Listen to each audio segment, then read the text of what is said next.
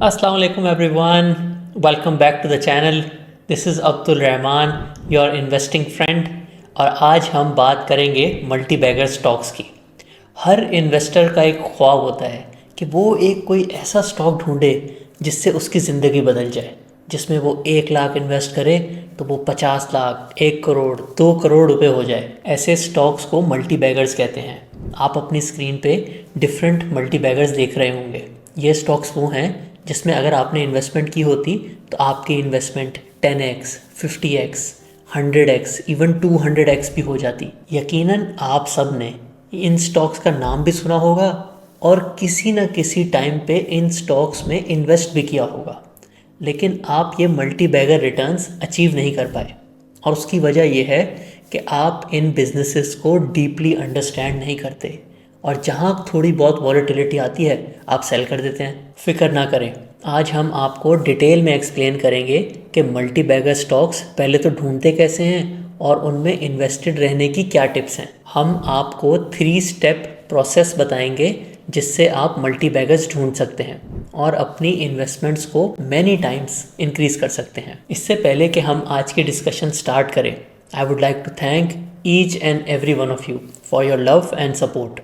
हम अपने चैनल पे ऑलमोस्ट 10,000 सब्सक्राइबर रीच करने वाले हैं, तो अगर आपने अभी तक सब्सक्राइब नहीं किया please hit that subscribe button ताकि आप हमारी फ्यूचर वीडियोस फ़ौरन देख सकें। फर्स्ट स्टेप इज़ ROIC, यानी कि return on invested capital.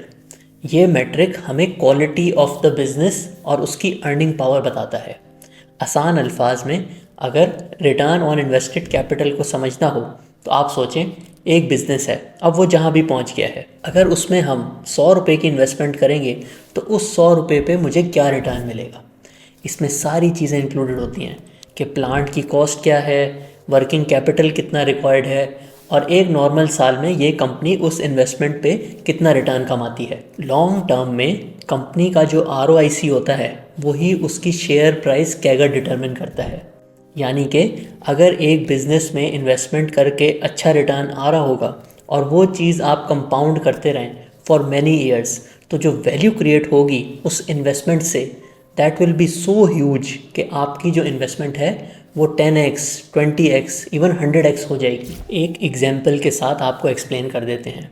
Lucky cement की एग्जाम्पल ले लेते हैं। आज से तकरीबन 15-20 साल पहले लकी सीमेंट के पास तकरीबन 1-2 मिलियन टन की कैपेसिटी होती थी, बट उस सीमेंट प्लांट से वो लोग जो भी प्रॉफिट जनरेट करते थे उसको री इन्वेस्ट करते थे, एक नया सीमेंट प्लांट लगाते थे और आज उनकी कैपेसिटी तकरीबन 15 मिलियन टन है।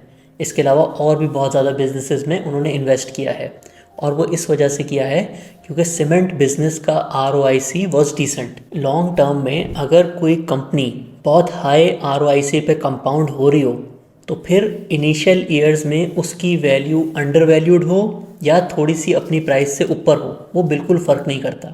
आप खुद सोचें, अगर एक 1 मिलियन टन का प्लांट उस टाइम पे 5 अरब लेट से उसकी फेयर वैल्यू थी, अगर वो 7 अरब पे भी ट्रेड हो रहा था, बट अगर उसका ROIC हाई है तो वो फ्यूचर में इतने ज़्यादा प्लांट्स लगाने वाला है उस प्रॉफिट से कि उस जो न्यू प्लांट्स हैं उनकी वैल्यू हंड्रेड्स ऑफ बिलियंस में होगी।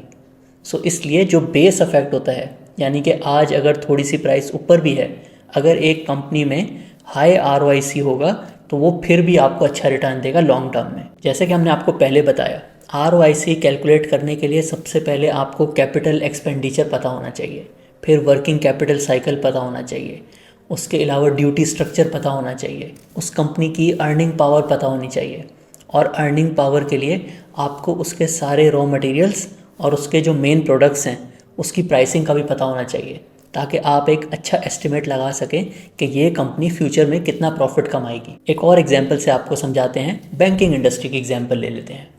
एक बैंक है जिसका ROIC लेट से 35% है और दूसरा बैंक है लेट से उसका ROIC 15% है। अगर 15% वाला बैंक आज आपको थोड़ा सा सस्ता मिल भी रहा है प्राइस टू बुक के हिसाब से, बट जो 35% वाला बैंक है वो अगले 5-10 सालों में इतनी ज़्यादा कंपाउंडिंग करने वाला है कि ओवरऑल रिटर्न्स आपको उसमें ज़्यादा मिल सकते हैं क्योंकि उसका ROIC हाई है। रिटर्न ऑन इन्वेस्टेड कैपिटल कैसे कैलकुलेट करते हैं इस पे हमने एक और वीडियो भी बनाई हुई है, और हम उसका लिंक डिस्क्रिप्शन में ऐड कर देंगे ताकि आप उससे भी मज़ीद नॉलेज हासिल कर सकें। Second step is value realization. अब ये जो स्टेप है ये कैप्चर करता है कि कंपनी अभी अंडर वैल्यूड है या ओवर वैल्यूड है। इसमें आपने ये देखना होता है कि आज से 2 से 3 साल बाद आपने अंदाज़ा लगाना है बिज़नेस पूरा समझ के कि इस कंपनी की फेयर वैल्यू तकरीबन क्या होगी। उसके लिए आप पहले अंदाज़ा लगाएंगे कि इस कंपनी का 2 से 3 साल बाद प्रॉफिट कितना होगा और फिर ये किस पी रेशो पर ट्रेड कर रहा होगा। सो जब आप 2 से 3 साल के लेवल पे किसी भी कंपनी की टारगेट प्राइस कैलकुलेट करेंगे और आज अगर वो आपको बहुत सस्ता मिल रहा होगा तो that means it is really under valued. 2 से 3 साल इसलिए बहुत इंपॉर्टेंट है क्योंकि ये एक ऐसा टाइम है जिसमें मार्केट जो है अपने आप को करेक्ट कर लेती है। बुल मार्केट भी बहुत ज़्यादा टाइम नहीं चलती और बेयर मार्केट भी बहुत ज़्यादा टाइम नहीं चलती। 2 से 3 सालों में अच्छे चांसेस होते हैं कि एक कंपनी अपनी फेयर वैल्यू पे ज़रूर ट्रेड करेगी। सो ये जो हमारा सेकंड स्टेप है इसमें भी आप 25 से 30% रिटर्न पर ईयर लॉक कर सकते हैं। अगर आपकी टारगेट प्राइस 2 टाइम्स से ज़्यादा है ऑफ करंट प्राइस तो फिर आपने 3 साल के लेवल पे भी 25% रिटर्न पर ईयर लॉक कर लिए जो कि मल्टी बैगर रिटर्न्स हैं। वैल्यू रियलाइजेशन का कॉन्सेप्ट भी आपको एक एग्जांपल से समझा देते हैं और एग्जांपल ले लेते हैं इंडस मोटर्स की। सबसे पहले आप अंदाज़ा लगाएं कि आज से 2 साल बाद या 3 साल बाद 1 महीने में या 1 साल में इंडस मोटर्स तकरीबन कितनी गाड़ियाँ बेच रही होगी और फिर हर गाड़ी पे उसका तकरीबन प्रॉफिट कितना होगा। उससे आप अंदाज़ा लगा सकते हैं कि उस टाइम पे कंपनी किस प्राइस पे ट्रेड कर रही होगी और अगर आज की प्राइस उससे हाफ या उससे भी ज़्यादा कम है तो आपने 2 से 3 साल के लेवल पे भी अच्छे रिटर्न्स लॉक कर लिए। थर्ड स्टेप ये है कि अब एक आपने कंपनी को फुली एनालाइज कर लिया, आपने उसका ROIC भी कैलकुलेट कर लिया, आपको बिजनेस बहुत अच्छा लग रहा है फ्यूचर में। सेकंड, आपने मीडियम टर्म में भी अच्छे रिटर्न्स लॉक कर लिए ये देख के कि इसकी प्राइस में अभी काफ़ी अपसाइड है।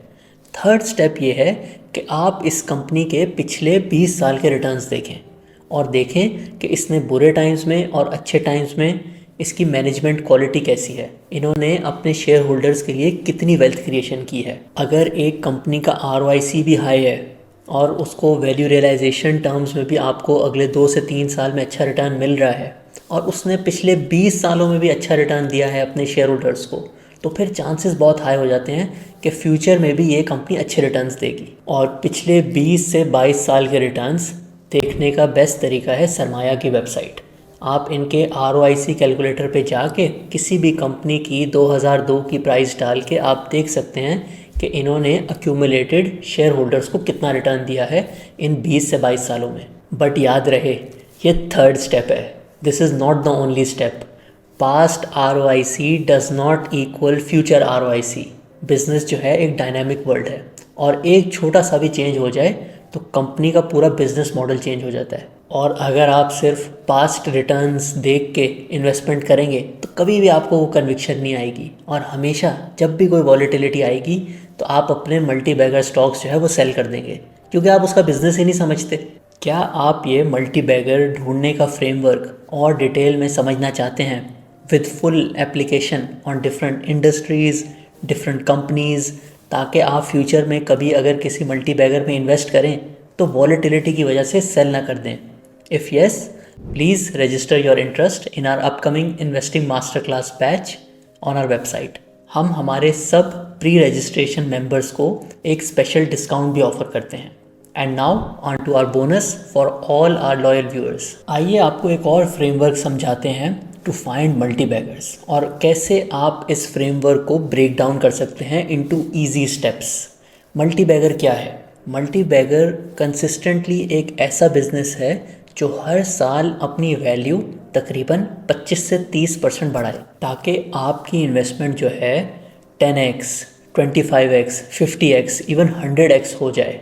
But this 25 to 30% per year can come from different sources और इसके लिए आपको बिजनेस समझना पड़ेगा। बहुत ज़्यादा लोग सोचते हैं कि एक कंपनी है वो तो ऑलरेडी $2 बिलियन की हो गई है और अब अगर मैं सोचूं कि ये फ्यूचर का मल्टी बैगर हो सकता है कि नहीं तो फिर तो इसको $50 बिलियन के मार्केट कैप पे जाना पड़ेगा और पाकिस्तान में तो ऐसा होने वाला नहीं है, तो फिर ये कंपनी मल्टी बैगर नहीं हो सकती।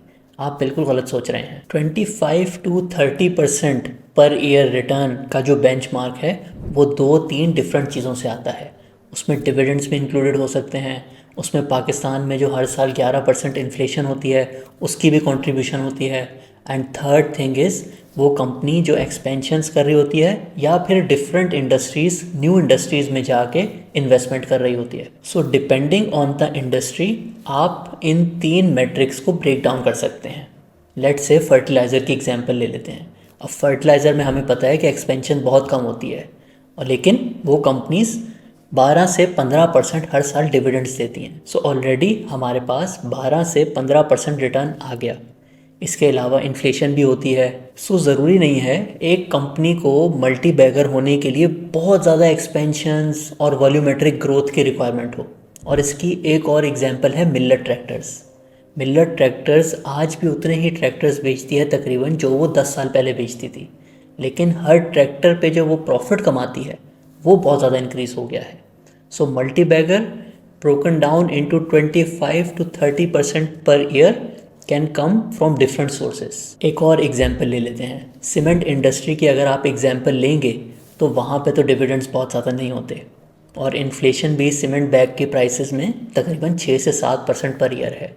तो सीमेंट कंपनी को मल्टी बैगर बनने के लिए बहुत ज़्यादा वॉल्यूमेट्रिक ग्रोथ यानी कि बहुत ज़्यादा नए प्लांट्स में इन्वेस्टमेंट की ज़रूरत होगी। सो एक सीमेंट प्लांट को 25% पर ईयर अपनी वैल्यू बढ़ाने के लिए अगर इन्फ्लेशन से सिर्फ 6% आ रहा है तो बाकी 18% उसको मोस्ट प्रॉब्ली वॉल्यूमेट्रिक ग्रोथ से कमाना पड़ेगा।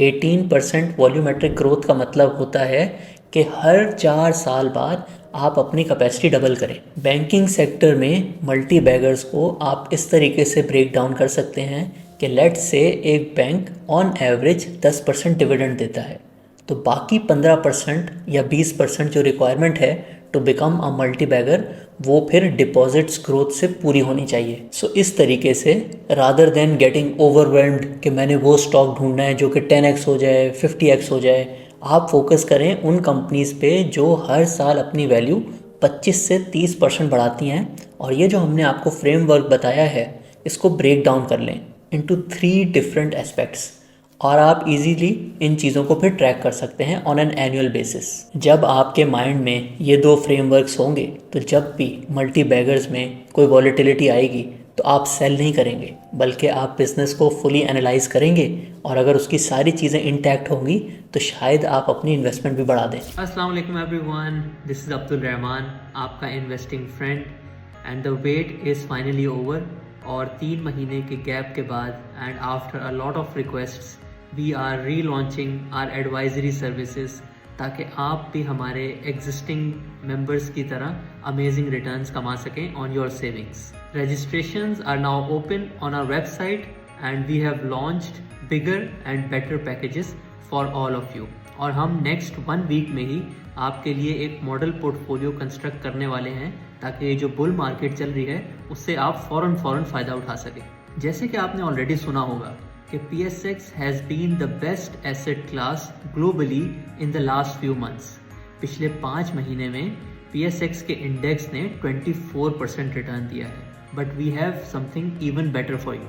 हमारे मेंबर्स ने इन्हीं लास्ट 5 मंथ्स में 33% रिटर्न कमाया है, यानी कि इंडेक्स के रिटर्न से भी 9% ज़्यादा, और ये in both normal model portfolio as well as शरिया compliant model portfolio. In last 5 months में हमारे मॉडल पोर्टफोलियो के रिटर्न्स पाकिस्तान के टॉप म्यूचुअल फंड से भी ज़्यादा हैं, और हमारी जो एडवाइजरी सर्विसेज हैं वो ट्रेडिशनल एडवाइजरी सर्विसेज की तरह बिल्कुल नहीं है कि मैसेज कर दिया ये बेच दो, ये ख़रीद लो। हम डिटेल में हर कंपनी जो भी मॉडल पोर्टफोलियो में होती है आपको एक्सप्लेन करते हैं A to Z, so you can invest with full confidence. और इसी कॉन्फिडेंस से आपको इतनी कन्विक्शन आती है कि आप अपनी हायर परसेंटेज ऑफ सेविंग्स जो हैं वो स्टॉक मार्केट में इन्वेस्ट करते हैं, which is the best wealth creating machine in Pakistan. We have launch 2 advisory packages, ताकि अगर आपका पोर्टफोलियो साइज स्मॉल भी है तब भी आप अमेजिंग रिटर्न्स कमा सकें। PSX पाकिस्तान की बेस्ट एसेट क्लास क्यों है and why it will give amazing returns in the next 2 to 3 years, along with हमारे जो 2 पैकेजेस हैं उनके फीचर्स हमने अपनी वेबसाइट पे एक शॉर्ट वीडियो में एक्सप्लेन किए हुए हैं। जैसे कि हमने आपको बताया, because there is a lot of interest in our advisory services, हम नेक्स्ट वीक में ही आपका मॉडल पोर्टफोलियो कंस्ट्रक्ट करेंगे ताकि ये जो बुल मार्केट चल रही है उससे आप फुल फायदा उठा सकें। Thank you everyone and looking forward to creating lots of wealth together. See you all soon in the model portfolio call. Take care, अल्लाह हाफिज़। उम्मीद है आज की वीडियो आपको पसंद आई होगी और ये इन्फॉर्मेशन आपको अच्छे इन्वेस्टमेंट डिसीजंस लेने में हेल्प करेगी। Now please share in the comments कि आपके पोर्टफोलियो में कौन कौन से मल्टी बैगर्स हैं, and also share in the comments कि हम फ्यूचर वीडियोस किस टॉपिक्स पे बनाएं। This is Abdul Rahman and I will see you in the next one.